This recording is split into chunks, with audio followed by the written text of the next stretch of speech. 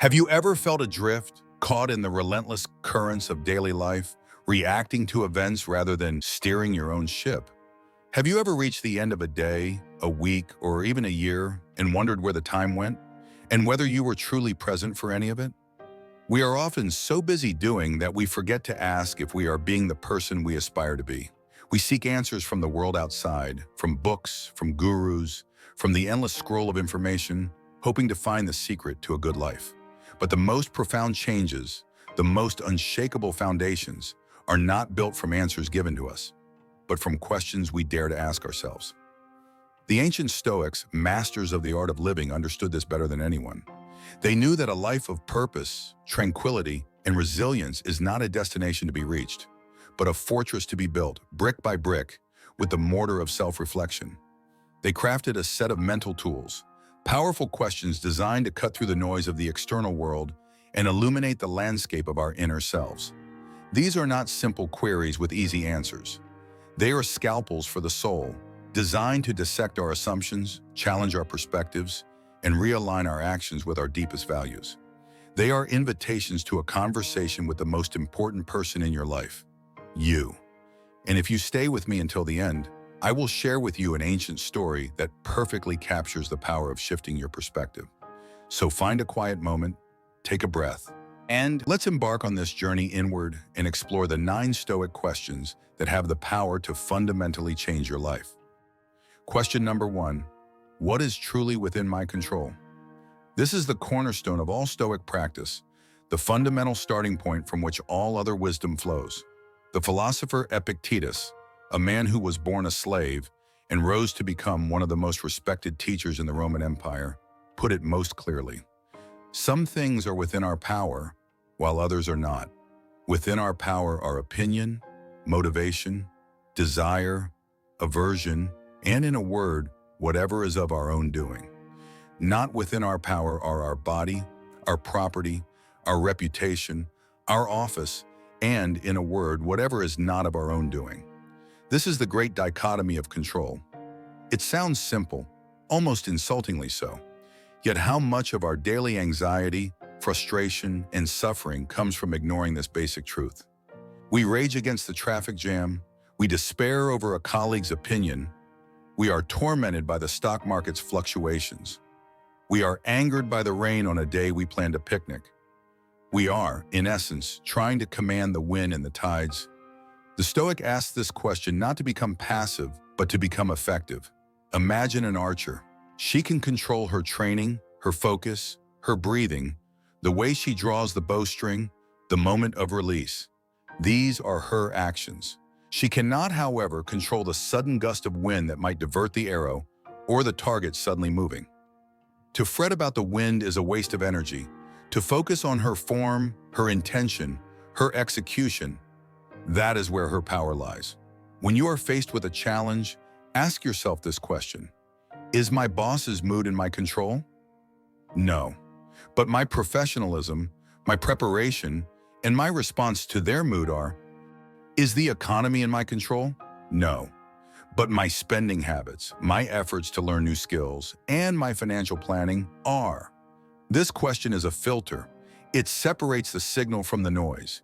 It redirects your precious energy from the vast ocean of things you cannot influence to the small, fertile island of your own actions, thoughts, and choices. By consistently asking what is truly yours to command, you stop being a victim of circumstance and become the master of your own response. This is not about apathy. It is about strategic allocation of your life force. It is the beginning of true freedom. Question number 2. Am I living in accordance with nature? This question can sound strange to modern ears, perhaps conjuring images of living in the woods. But for the Stoics, nature had a profound and specific meaning. It meant 2 things. First, the nature of the universe itself, a rational, ordered, and interconnected whole, a cosmos. Second, and more importantly, it meant human nature. And what is the defining characteristic of human nature? It is our capacity for reason. A lion acts according to its nature when it hunts. A bee acts according to its nature when it makes honey. A human being acts according to their nature when they use reason to navigate the world, to make virtuous choices, and to work in harmony with others. So to ask, am I living in accordance with nature, is to ask, am I using my reason? Am I choosing virtue over vice? Am I acting as a rational, social creature?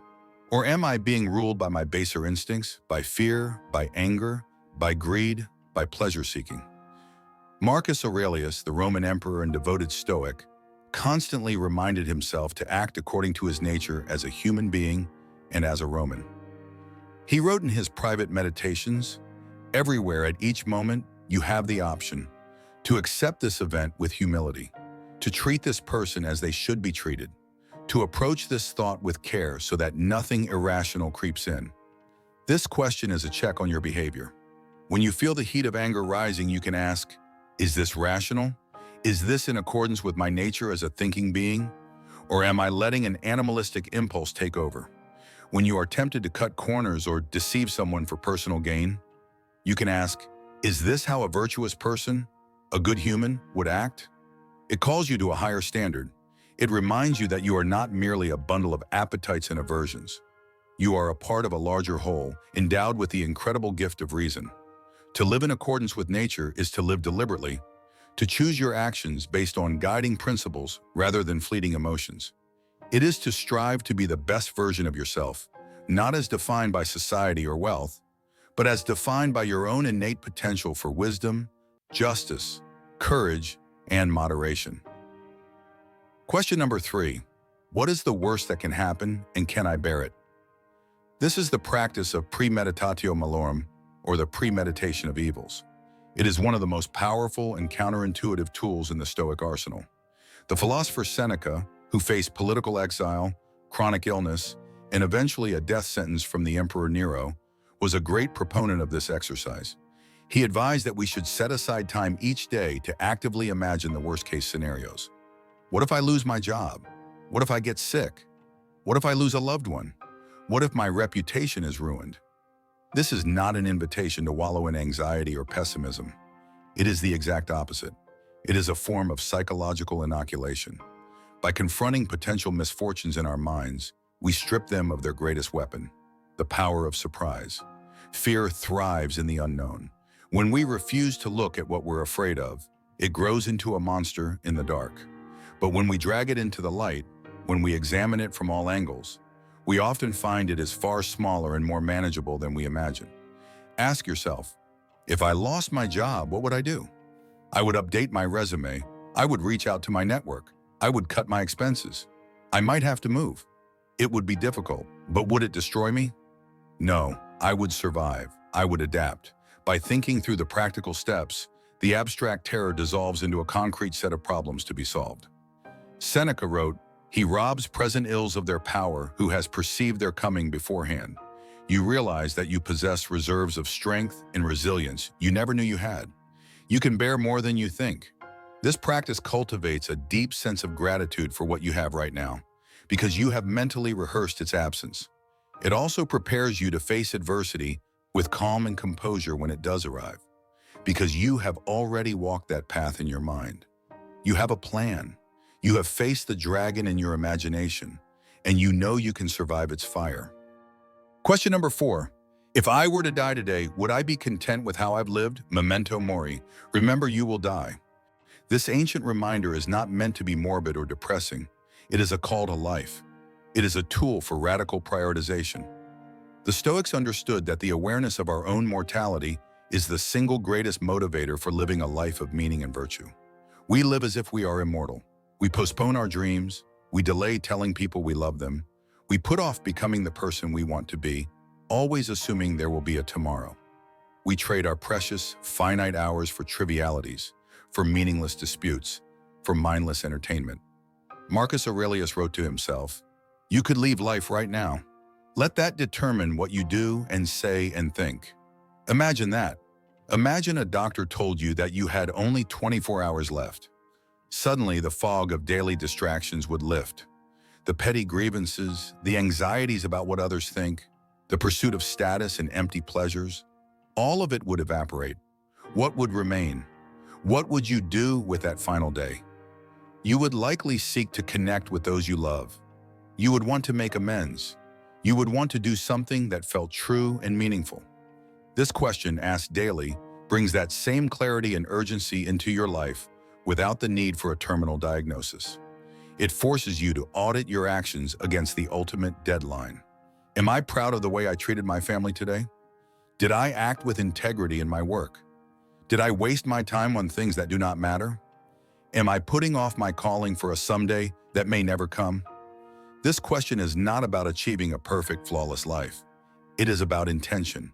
It is about striving each day to close the gap between the person you are and the person you are capable of being.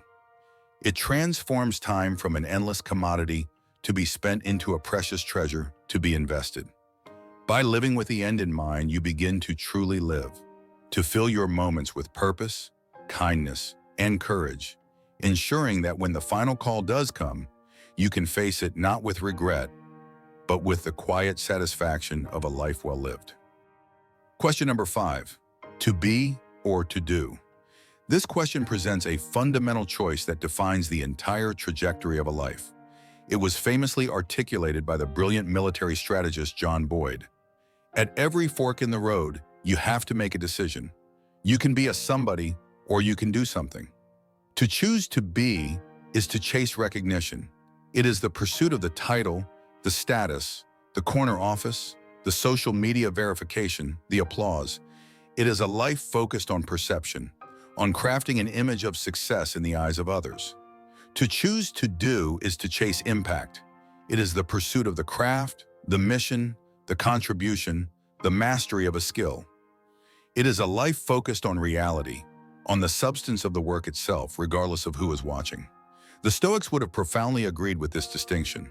The desire to be someone places your happiness and self-worth entirely outside of your control, in the fickle hands of public opinion. It is a recipe for anxiety and frustration. The commitment to do something, however, is entirely within your control. Your effort, your integrity, your focus on the task at hand, these are yours to command. Marcus Aurelius wasn't concerned with being seen as a good emperor. He was concerned with doing the job of an emperor day in and day out. He focused on his duties, not the accolades. This question forces you to audit your motivations. Are you taking on this project for the credit it will bring or for the value it will create? Are you speaking up to sound intelligent or to contribute to a solution? Are you building a resume or are you building a legacy of real work? The path of doing leads to genuine accomplishment and a deep internal satisfaction that no external validation can ever provide. The path of being often leads to a hollow, anxious existence, forever chasing a reflection in a mirror. Choose to do. The being will take care of itself, or you will find it never mattered in the first place. Question number 6. What am I trading my time for? Of all our possessions, the Stoics argued, time is the most precious and the most paradoxically treated. It is the one thing that can never be replaced, yet we give it away more freely than anything else. Seneca, in his powerful essay on the shortness of life, scolds us for this folly. He writes, "It is not that we have a short time to live, but that we waste a lot of it. Life is long enough, and a sufficiently generous amount has been given to us for the highest achievements if it were all well invested. We guard our money and property with fierce determination, yet we allow our hours and days to be stolen by trivial tasks, by other people's priorities, by mindless scrolling, by worries that exist only in our heads." This question, what am I trading my time for, is a call for a personal audit. It asks you to view your time as a currency. Every minute, every hour, you are making a trade. You are exchanging a piece of your finite life for something. Is it a fair trade? When you spend an hour worrying about something you cannot control, you have traded 60 minutes of your life for anxiety. When you spend an evening in a pointless argument, you have traded a piece of your existence for anger and resentment. When you spend your weekend mindlessly consuming content, you have traded your most valuable asset for a fleeting distraction. This question forces you to become a conscious investor of your time. Is this activity right now worthy of a piece of my life? Is this conversation enriching me or draining me? Is this work moving me toward my goals, or is it just busy work? It encourages you to be ruthless in protecting your time. It means learning to say no. It means scheduling time for deep work, for rest, for connection, for learning, the things that provide a high return on your investment. It means being fully present in whatever you are doing, because that moment is a piece of your life you will never get back. By asking what you are trading your time for, you stop letting your life leak away and start directing it with intention, ensuring that your finite moments are exchanged for things of true and lasting value: wisdom, love, growth, and peace of mind. Question number 7, am I acting with kindness and for the common good? The Stoics are often stereotyped as unfeeling, solitary figures, concerned only with their own inner state. This is a profound misunderstanding. At the core of Stoicism is the concept of sympathia, the belief that all things are interconnected, woven together in a single cosmic web. We are not isolated individuals. We are members of a vast human family, citizens of the cosmos. Marcus Aurelius constantly reminded himself of this duty. He wrote, "What is not good for the beehive is not good for the bee." This question, am I acting with kindness and for the common good, is a direct challenge to our default self-centeredness. It pulls our focus outward from what's in it for me to how does this action affect others. It reminds us that our own flourishing is inextricably linked to the flourishing of the community around us. This is not about grand, heroic gestures. It is about the small, daily choices. It is the patience you show to a struggling cashier. It is the encouragement you offer a colleague. It is listening without judgment to a friend.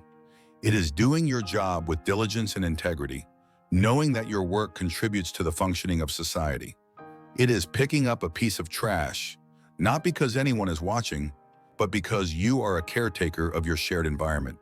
The Stoics believed that living virtuously included the virtue of justice, which encompasses fairness, honesty, and goodwill toward our fellow human beings. To act for the common good is to act in accordance with our nature as social creatures. When we act with selfishness, greed, or cruelty, we are acting unnaturally, harming not only others, but our own soul. This question is a moral compass. In any situation, it points you toward connection and away from isolation.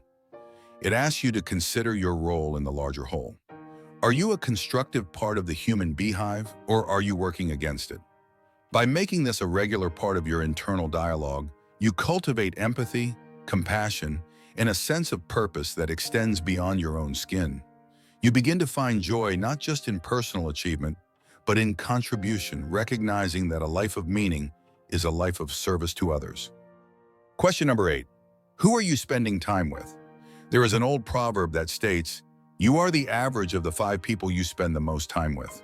The Stoics would have seen profound truth in this. They understood that our environment, particularly our social environment, is one of the most powerful forces shaping our character. We do not exist in a vacuum. We are porous beings, constantly absorbing the attitudes, habits, and values of those around us. Seneca warned repeatedly about the corrupting influence of the crowd and the importance of choosing our companions wisely. He wrote, "Associate with those who will make a better man of you. Welcome those whom you yourself can improve." The process is mutual, for men learn while they teach. This question, who are you spending time with, is a call for a conscious and deliberate audit of the influences you allow into your life. It is not about social climbing or callously abandoning old friends. It is about recognizing that your relationships are either a source of nourishment for your soul or a subtle poison. Do the people in your inner circle inspire you to be more virtuous, more ambitious, more disciplined? Or do they pull you down into a world of gossip, cynicism, and complacency? Do your conversations revolve around ideas, growth, and possibilities? Or are they centered on complaints and trivialities? Choosing your company is as critical as choosing your diet or your reading material. You must actively seek out friends, mentors, and peers who challenge you, who hold you to a higher standard, and whose own lives reflect the values you wish to cultivate. Your social circle is the soil in which your character grows. Ensure it is fertile ground. Question number 9. What is the most important thing? We live in a world of endless choices and infinite distractions. Every day, we are bombarded with demands for our attention, our energy, and our time. Opportunities, obligations, and temptations pull us in 1,000 different directions. Without a compass, it is easy to get lost, to spend our lives chasing things that glitter but have no real worth. This question, what is the most important thing, is that compass. It is a call to define your ultimate priority, your North Star. For the Stoics, the answer was clear. The most important thing, the only true good, is virtue. Everything else, health, wealth, reputation, even life itself, was considered an indifferent, something that could be used for good or for ill, but was not good in itself. By defining what is most important to you, whether it's integrity, family, contribution, or wisdom, you create a powerful filter for all of life's decisions. When faced with a choice, you no longer have to weigh a complex list of pros and cons. You simply ask, does this move me closer to or further from the most important thing? This question simplifies the complex. It cuts through the noise. Should I take this job? Does it align with my core values? Should I engage in this argument? Does it serve the most important thing? Should I buy this item? Is it essential to my primary purpose? By knowing your one thing, you know what to prioritize and, just as crucially, what to ignore. It gives you the clarity to say no to the trivial many so you can say yes to the essential few.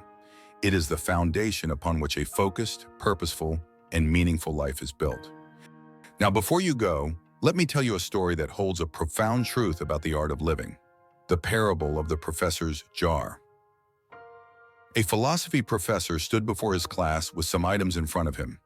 When the class began, he wordlessly picked up a very large, empty mayonnaise jar and proceeded to fill it with large rocks.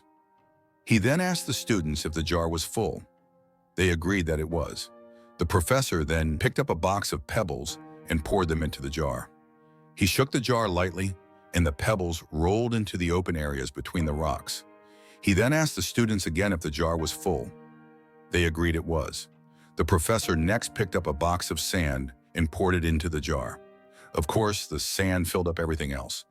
He asked once more if the jar was full. The students responded with a unanimous yes. The professor then produced 2 cups of coffee from under the table and poured the entire contents into the jar, effectively filling the empty space between the sand. The students laughed. "Now," said the professor, as the laughter subsided, "I want you to recognize that this jar represents your life.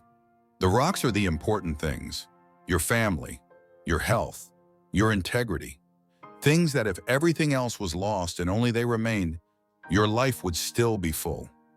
The pebbles are the other things that matter, like your job or your school. The sand is everything else, the small stuff. If you put the sand into the jar first, there is no room for the pebbles or the rocks. The same goes for life. If you spend all your time and energy on the small stuff, you will never have room for the things that are truly important to you. Pay attention to the rocks, for they are what truly matter. Set your priorities. The rest is just sand." This parable is the perfect illustration of the Stoic art of living. The 9 questions we've explored are the tools you use to identify your rocks. They force you to distinguish between the solid weight of virtue, purpose, and meaningful relationships, and the shifting sands of distraction, triviality, and other people's opinions. Without this constant, conscious questioning, our jars, our lives, will inevitably be filled with sand by default. The world will happily pour its priorities into your life until there is no room left for your own. These questions are your defense. They are your method for ensuring you place the big rocks in first every single day.